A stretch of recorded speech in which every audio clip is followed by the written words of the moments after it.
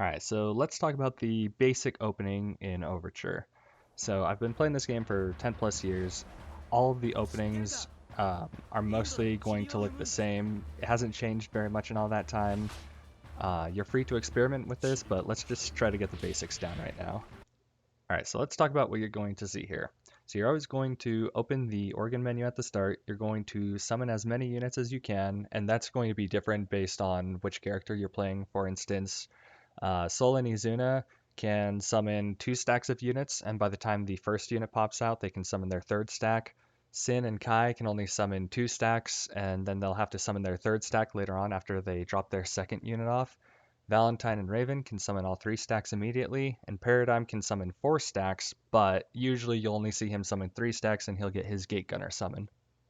So with that being said, you'll summon your units, you'll send them down their lanes, and then you're going to want to wait for your first 2 units to pop out. And once they pop out of your Master Ghost, you're going to grab them, but you want to wait until they get their Ghost defense buff. And this is something that a lot of people will make mistakes with, myself included. In fact, I included this video specifically because you're going to see me make that mistake.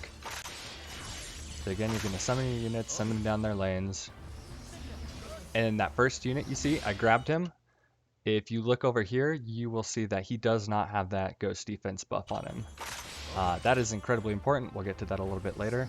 This unit, you'll see that I do grab him a little bit after he spawns, and he does have that Ghost defense buff on him. I do want to say that for my opening, I always just immediately try to summon my servants as fast as possible by just spam clicking it on any random ghost that I can. For instance, I summoned it to Ghost 10, but I'm not actually going to send them to Ghost 10. I'm going to tell them to go down to Ghost 1, and then I'm going to summon a second set and tell them to go to Ghost 5. And we'll go over why I do this, but essentially it's because I know that the first ghost that my opponent is going to capture is Ghost 1, and so I will be able to drop a unit off by running into a capture unit next to it very quickly, and I will hopefully be able to deny him mana as quickly as possible. I should also mention that after I pick up my first unit, I'll often break off a unit from my second stack and send it down the third lane, just so that I have like a pushing presence there and my unit will give me shoutouts whenever he sees a unit or the master or something like that. Alright, so you grabbed both of your servants and now you're going to want to go down and place them next to ghosts, next to your opponent's master ghost. Now we do this because we want to stem that flow of capture units as much as possible. We want to slow down his servants, which will give us and our servants more time to take over the map. If one player doesn't do this, you're going to notice them fall behind very quickly, and the player that did do this is going to snowball incredibly quickly. Now you're going to notice that right here I run into a capture unit. Now I do that specifically because that will allow me to drop a servant off without stopping my blast drive. If you stop your blast drive, drop a servant off, and then start it up again, you're not only going to be losing time, but you're going to be losing tension as well, which is incredibly important for Sin. One thing to note about dropping your servants off during your blast drive is that you can drop that servant off at any time after you've run into a capture unit, but you can only drop off 1 servant per capture unit, and it resets if you do that drift. So you'll see later on in the video, I slow down and turn slowly as opposed to doing the drift to allow me to keep dropping servants off. Another thing to keep in mind is that you have to be within a certain range to give an order to your servant. So you see the distance from Sin to the Ghost, that's about the range that you have to be in. So sometimes you'll want to slow down after dropping your servant off, just so that you can make sure to give that hold order and then move on. If you notice that you're at like 31 or 32 seconds, because mana procs at the 0th second, you can smack the ghost and drop your unit off instead, but at a time like this, I have no reason to stop. It's much more efficient to just run into a capture unit, drop my unit off, tell them to hold, and keep running. Now let's go back and listen to that so you can hear it again.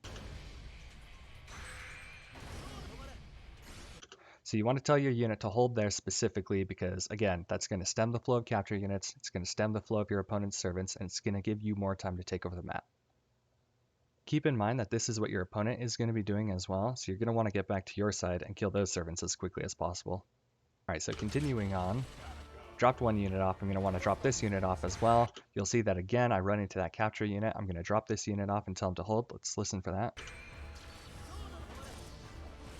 And when you tell your unit to hold, you don't want to spam the command, and you don't want to push it immediately after you drop your servant off. You're going to want to wait half a second, otherwise they ignore that order for some reason. It's not as important with the initial servants that you drop off because they're generally just there to stall and they're not going to be able to capture the ghost and stay there. They're usually going to die anyways. But keep in mind that during the course of the game, you're going to be dropping off a lot of units at your opponent's ghosts, and you're going to want to tell them to hold because when they capture that ghost, you're going to want them to defend it as well.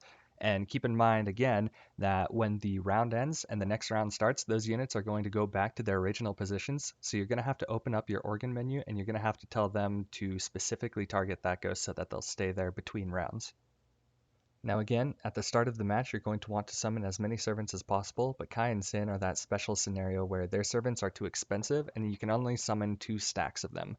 So by the time you drop off your second servant, you're generally going to have enough money. For instance, Kai and Sin will need 225, and at this point, you're going to want to try to get that third stack out before your last unit pops out, because that way you will still be generating servants as quickly as all of your opponents will. I don't specifically do that right here because I get distracted. I just want to kill this servant as quickly as possible. What I should have done is when I did that big beak driver, during that animation, I should summon that third stack of servants.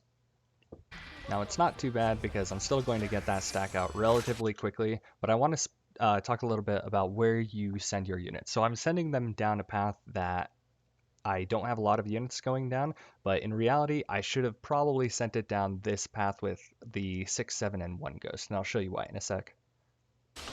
Now I want to go back and highlight the importance of the ghost defense buff and why you should always wait a second after your servant pops out to pick it up. So he's down here, he's just about to encounter my servant. I'm right here, I'm fighting his servant. His has the ghost defense buff and mine does not. Generally, when your opponent's servant has the ghost defense buff, you are going to have to knock it down at least once. It's going to get knocked down at least once before you kill it. Whereas if it doesn't have the defense buff, watch how quickly he kills mine. So that just goes to highlight how important it is for you to wait for your servant to pop out and get that ghost defense buff. Now I take a little bit of extra time here to kill his servant because I mess up on my clear a little bit. Again, you gotta wait for them to fully get up a little bit before you get your attack in. And then I am heading to go kill his other servant. So I'm over here, his ghost defense buff has worn out so I can kill it much quicker. But you'll notice that he's already over on my side of the map and he's already pressuring my territory because he was able to get through my servants faster because I forgot to get that ghost defense buff on my first servant. So he comes over here, drops off another unit to, again, stem the flow of my servants, stem the flow of my capture units, and force me to take the time to clear his servant. You'll notice it also had that ghost defense buff. It's going to run off, and I'm going to try to kill this servant. Again, you're not going to be able to kill the servants with defense buff on them in one combo. You're going to have to knock them down eventually. Sometimes it's better to get that knockdown as quickly as possible. Just hit it with a strong attack, and then by the time it gets up, you'll be able to finish it in your next combo. But now that I've killed that unit, this would be a perfect time to pick up more of my units and go plant them on his side and then go defending my units from him. But because I sent those servants up top, you'll notice that they're way up here and I've got no units to pick up essentially. I still want this guy to go and progress down this path as much as possible. This is why it just goes to show why it's important to plan for where you're going to be in the future, because this allows you to make more optimal plays. At this point, you're basically out of the opening stage and you're moving on towards the early game. So what are you going to want to look for? You're going to want to look for groups of your opponent's units that you can kill a lot of easily. You're going to want to make sure you're splitting your units up so they cannot kill them easily. You're going to want to look for opportunities to pick up some more of your servants and spread them around the map so that he has less ghost control, which means less mana income for him. And that's pretty much the basics. So let's watch that opening game plan one more time. Let's rock. Again, you're going to summon your servants, you're going to tell them to go down which paths they go down. You're going to want to grab your 2 units, but you're going to want to make sure to wait for them to get that ghost defense buff. You're going to head down the path. You're going to want to avoid the enemy master. You're going to want to run into capture units. You're going to want to drop your unit off. You're going to want to tell it to hold. Drop off your unit, tell it to hold. In the case of Kai and Sin, you're going to want to start paying attention to when you summon your third stack. you're going to want to kill your opponent's servants as quickly as possible. And again, if they have that ghost defense buff, then you're going to have to knock them down at least once, so maybe just get it over with as soon as possible with a strong attack. And then you're going to want to keep an eye out for your own servants, see if there's a good opportunity for you to pick some of them up and place them next to your opponent's ghosts. Again, this is so that you can stem the flow of capture units from your opponent's ghosts and deny them as much mana as possible, giving you a larger advantage in the early game. Alright, so that's the basic strategy that you want to use for your opening. Again, you can mix this up a little bit depending on which master you're playing, which master your opponent is playing. Again, for instance, if you're fighting a Paradigm or a Valentine, you might only want to pick up one servant. If you're on a small map, you might only want to pick up one servant. If you're on a bigger map, you want to pick up 3 servants maybe. You want to experiment with that. But this is the basic guideline to go by, and you can branch off from it from there. You guys know I'm always over in the Overture Discord server, xSoulBadGuy. Feel free to send me a message if you have any questions or looking for any help or practice. And yeah, that's it.